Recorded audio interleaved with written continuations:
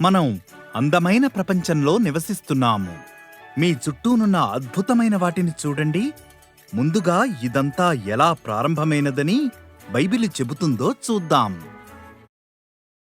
మొదట్లో దేవుడు ఆకాశములను భూమిని సృజించెను.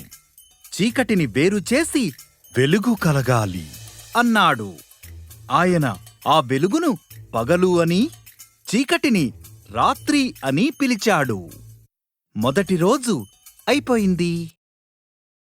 తరువాత దేవుడు పైనున్న నీటిని, క్రిందున్న నీటిని వేరుపరచుటకు ఒక విశాలమును కలుగజేశాడు.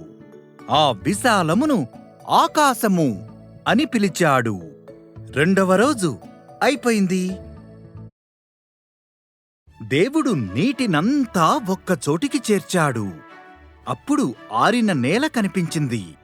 ఆయన ఆ నేలను భూమి అని, నీటిని సముద్రములు అని పిలిచాడు. తరువాత ఆయన గడ్డి, ధాన్యము మరియు పండ్లనిచ్చే చెట్లు చేశాడు. మూడవ రోజు అయిపోయింది. తరువాత దేవుడు ఆకాశములో జ్యోతులను చేశాడు. ఆయన పగటి కోసం సూర్యుడిని, రాత్రి కోసం చంద్రుడిని మరియు నక్షత్రాలను చేశాడు. నాలుగవ రోజు అయిపోయింది. దేవుడు నీటిలో ఈదుటకు చేపలను, ఆకాశములో ఎగురుటకు పక్షులను చేశాడు. పిల్లలను పుట్టించండి, నీటిలో ఆడండి, పాటలతో నింపండి అని ఆయన వాటితో చెప్పాడు. ఐదవ రోజు అయిపోయింది. తరువాత దేవుడు జంతువులను చేశాడు.